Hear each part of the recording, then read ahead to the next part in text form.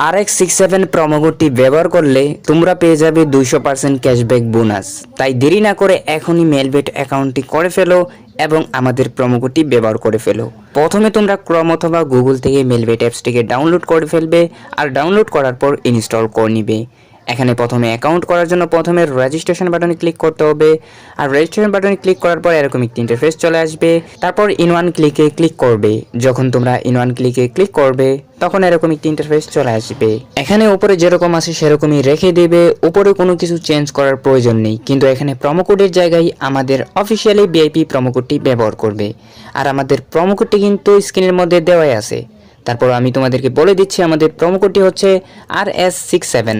এই RX67 promo কোডটি ব্যবহার করলে তোমরা পেয়ে যাবে বিভিন্ন ধরনের সুযোগ সুবিধা। তাই দেরি না করে এখনই আমাদের প্রোমো কোডটি ব্যবহার করে ফেলো। প্রোমো কোডটি ব্যবহার হয়ে গেলে নিচে থাকা খালি ঘরগুলো পূরণ করে দিবে এবং টিক মার অপশনে ক্লিক করে দিবে। যখন তোমরা টিক মার অপশনে ক্লিক করবে তখন তোমাদের মাঝে এরকম একটি অপশন চলে আসবে, I M A not robot.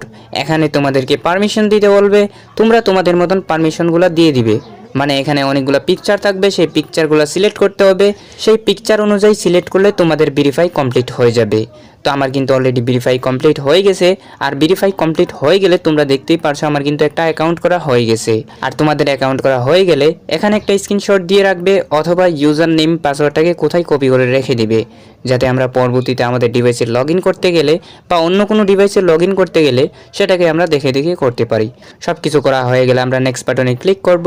Next বাটনে ক্লিক করার পর পেজটা একটু লোডিং নেবে, তারপর অ্যাপসের ভিতর প্রবেশ করবে। আর এখন হচ্ছে আমাদের অ্যাকাউন্টটাকে ভেরিফাই করা। আর ভেরিফাই করার জন্য প্রথমে মেনু বাটনে ক্লিক করব আর মেনু বাটনে ক্লিক করার পর আমরা প্রোফাইলে চলে যাব। আর আমরা যখন প্রোফাইলে যাব তখন এরকম একটি ইন্টারফেস চলে আসবে। এখানে প্রথমে আমাদেরকে একটি ফোন নাম্বার লিংক করতে হবে। তার জন্য ফোন নাম্বার লিংকে ক্লিক করতে হবে। ফোন নাম্বার লিংকে ক্লিক করার পর এরকম একটি অপশন চলে আসবে। এখানে আমরা একটা ফোন নাম্বার বসিয়ে দিব। ফোন নাম্বার একটা কোড যাবে, সেই কোডটা এখানে বসিয়ে দিব। সব কিছু করার পর আমরা নেক্সট বাটনে ক্লিক করব, সাথে সাথে ফোন নাম্বারটি লিংক হয়ে যাবে। এখন হচ্ছে এনআইডি কার্ড দিয়ে ভেরিফাই করা। আর এনআইডি কার্ড দিয়ে ভেরিফাই করার জন্য প্রথমে আমরা পার্সোনাল ডাটাতে ক্লিক করব। আর আমরা যখন পার্সোনাল ডাটাতে ক্লিক করব তখন এরকম একটি ইন্টারফেস চলে আসবে। এখানে আমাদেরকে ভোট আইডি কার্ড অনুযায়ী সব কিছু বসাতে হবে। আর তোমার যদি ভোট আইডি কার্ড না থাকে, ফ্যামিলি যে কারোরই ভোট আইডি কার্ড ব্যবহার করতে পারো, এতে তোমাদের কোনো সমস্যা হবে না। তো ভোট আইডি কার্ড অনুযায়ী সব কিছু এখানে বসিয়ে দিবে। প্রথমে এখানে ফার্স্ট নেমের জায়গায় নামের প্রথম অংশটি বসিয়ে দিবে এবং সার নেমের জায়গায় নামের দ্বিতীয় অংশটি বসিয়ে দিবে। মিডল নেমের জায়গায় পুরাটা নাম বসিয়ে দিবে। রিজনে তোমরা বাংলাদেশ সিলেক্ট করে দিবে। রেসিডেন্ট অ্যাড্রেসের জায়গায় ফুল অ্যাড্রেসটি বসিয়ে দিবে।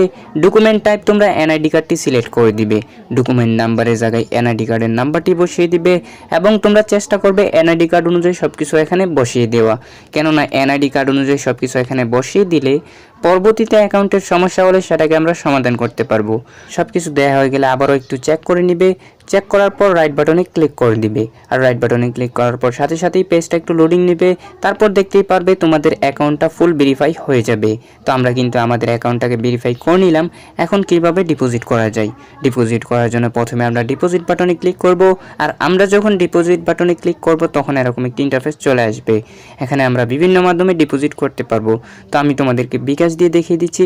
বিকাশে ক্লিক করার পর এরকম একটি ইন্টারফেস চলে আসবে।